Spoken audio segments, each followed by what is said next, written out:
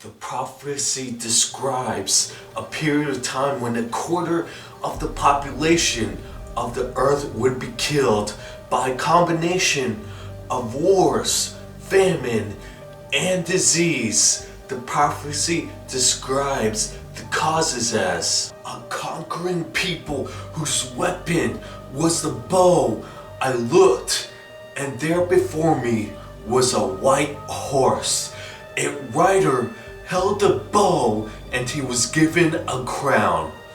And he rode out as a conqueror bent on conquest. As people engaged in constant war, then another horse came out, a fiery red one. The rider was given power to take peace from the earth and to make men slay each other. To him was given a large sword. High food prices leading to famine. Before me was a black horse. Its rider was holding a pair of scales in his hands. Then I heard what sounded like a voice among the four living creatures saying, "A quart of wheat for a day's wages, and 3 quarts of barley for a day's wages, and do not damage the oil and the wine." In disease I looked, and there before me was a pale horse. Its rider was named Death. And Hades was following close behind him. These 4 are then summoned up as follows. They were given powers of a fourth of the earth to kill by the sword, war, famine, and plague, and by all wild beasts of the earth.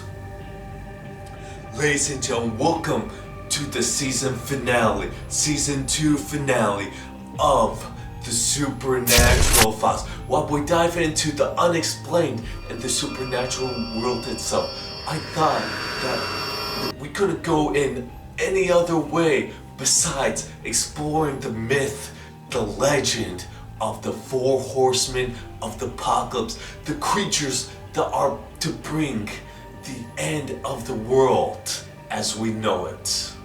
Throughout history, we have heard of tales of the 4 horsemen, but what really are the 4 horsemen? Do we actually know everything that is to go around with the legend and the myth of the 4 horsemen? Well, stay tuned. We'll go into a deep dive of the 4 horsemen itself. The 4 horsemen of the apocalypse, also referred as the 4 horsemen, are figures in Christian religion. First appeared in the Old Testament, in the book of Zechariah, and in the book of Ezekiel, as they were announced as a punishment from God, and later in the New Testament's final book, Revelations. Revelation 6 tells of a book or scroll in God's right hand that is sealed with the 7 seals. The Lamb of God, or Lion of Judah, opens the first 4 of the 7 seals, which summons 4 beings that ride out on white, red, black, and pale horses. Zechariah himself describes them as the ones who the Lord sent to patrol the earth, causing it to rest quietly. Ezekiel lists them as the sword, famine, wild beasts, and plague. In John's Revelation, the first horseman rides on a white horse, carries a bow, and is given a crown. He rides forward as a figure of conquest, perhaps invoking pestilence, Christ or the Antichrist. The second carries a sword and is riding a red horse, and is the creature of war. The third is a food merchant riding a black horse.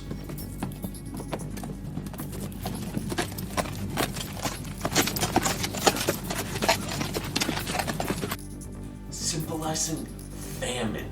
He carries the scales, given authority over a quarter of the earth to kill with his sword, famine and plague, and by means of the beasts of the earth. Christianity sometimes interprets the four horsemen as a harbinger of the last judgment, setting a divine end time upon the earth. Now let's get into the individual horsemen.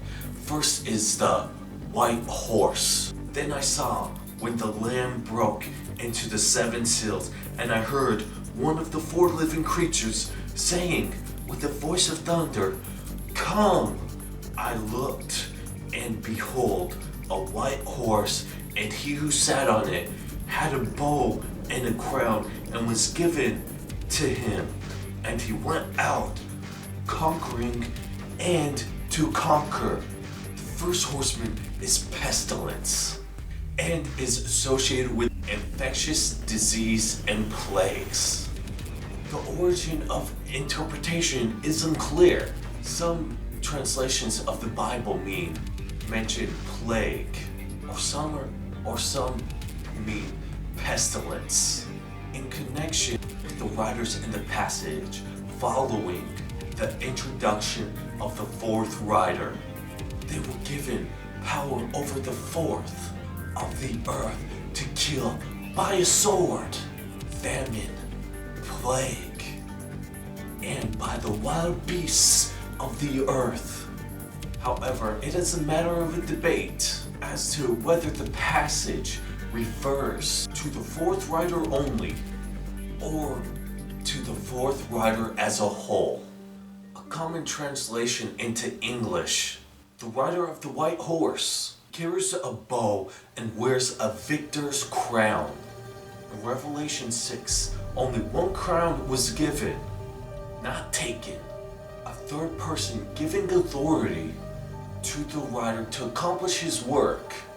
Now that we got into pestilence and plague, let's get into the red horse, something we all seem to look at, that we all seem to know all too well: war.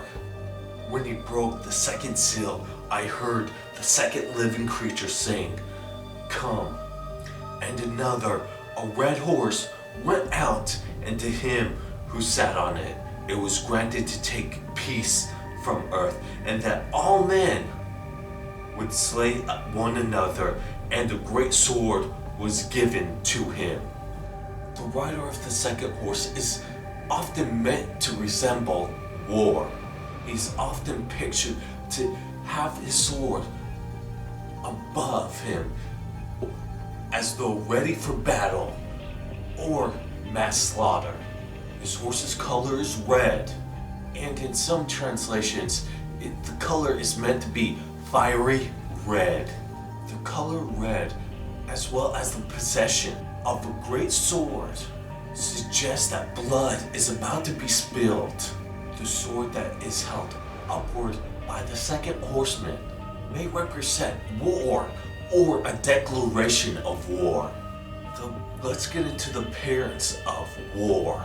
The second horseman may represent civil war, as opposed to the war of conquest that the first horseman is sometimes said to bring. Other interpretations have made it to suggest that it might also include the persecution of Christians, pestilence, war. Next is famine and the black horse he rides on. When he broke the third seal, I heard the living creature saying, "Come." I looked, and behold, a black horse, and he who sat on it had a pair of scales in his hands. And I said something like a voice in the center of the four living creatures saying, "A quart of wheat for a denarius, and 3 quarts of barley for a denarius, but do not damage the oil and wine." The third rider is to be famine and is to be riding a black horse, as he is to be holding a pair of scales.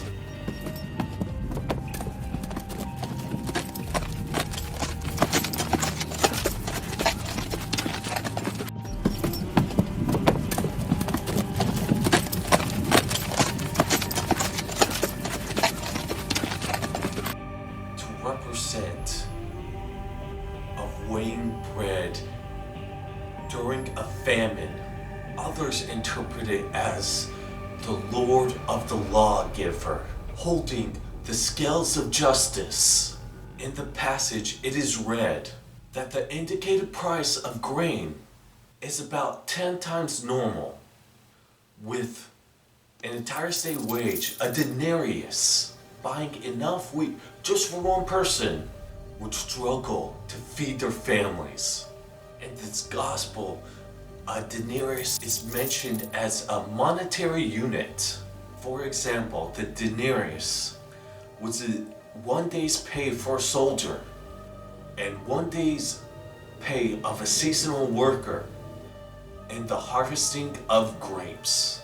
Matthew 20, verse 2 says this: "Thus it is probably a fact that with the approach of the apocalypse, the most necessary food will rise in price greatly, and the wages earned per day will only be enough for the minimum subsistence for the same day and nothing more."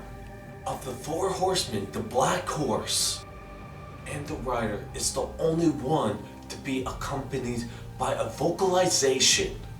John hears a voice, unidentified, but coming from among the 4 living beasts that speak about the prices of wheat and barley, also saying, "And see, thou hurt not the oil and the wine." This suggests that the black horse is to drive up the price of grain, but not oil and wine supplies. One explanation for this is that grain crops would have been more naturally susceptible to famine or plague of locusts than oil trees and grapevines, which root more deeply. The statement might also just suggest a continuing abundance of luxuries for the wealthy. While staples such as bread are scarce but not totally depleted, such scarcity may result from injustice and the deliberate production of luxury crops for the wealthy over grain, as would have happened during the time of the Revelation was written. It could also mean the preservation of the Christian faith, who use oil and wine in their sacraments. Next, we're getting into the pale horse, Death himself. When the Lamb broke the 4th seal, I heard the voice of the 4th living creature say, "Come." I looked, and behold, a pale horse, and he who sat on it had the name of Death, and Hades was following with him. Authority was given to them over 1/4 of the earth to kill with sword and with famine and with pestilence and by the wild beasts of the earth.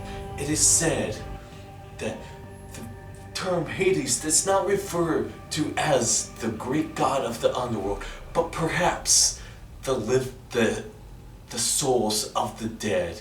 And it is said that at the very end of existence, it is Death himself who will reap God and ultimately kill him.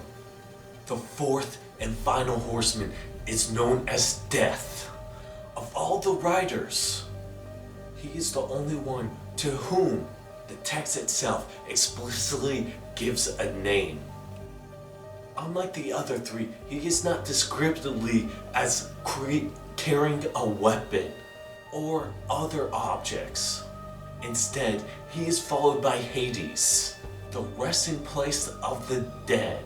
However, there are common misconceptions that he is carrying a scythe, as what a reaper would carry. Color of Death's horse is written as colorus in the original Koine Greek, which can either mean green or greenish yellow or pale. The color is often translated to be meaning that of pale, though ashen, pale green, and yellowish green, and other possible interpretations. Based on the used word in ancient Greek medical literature, several scholars suggest that the color reflects the sickly pallor of a corpse. In some modern artistic depictions, the horse is distinctly green. The first beginning, they were given power of a fourth of the earth, taken as referring to death and Hades, seeing as some commenters may refer to this as referring to all four horsemen. Its commission was to kill all upon the earth as one of the four judgments of God, with sword, famine, pestilence, and wild beasts. As for the wild beasts of the earth, according to Bishop Edward Elliot, it is a well-known law of nature that they quickly occupy the scenes of waste and population, where the reign of man falls and the reign of beasts begin. I don't know about you, but what they said in some of that is some indication or some precursors that we are leading into the apocalypse, whether it be war or the soaring prices of the economy. One can be certain: maybe the time is nigh, or maybe it is just a precursor to the time is nigh. Thank you all for joining me on this second season of the Supernatural Files. I want to personally thank you all for that have liked the videos, who have subscribed to the channel, which you can do in the description below, who has given a like, and who has clicked the notification bell to on. Until next time, we probably won't wait another year, probably 6 months for the next season of the Supernatural Files. Until then, I hope you guys are watching, because you don't know what kind of supernatural creature you are running into. I'll be off into the supernatural realm itself. See ya.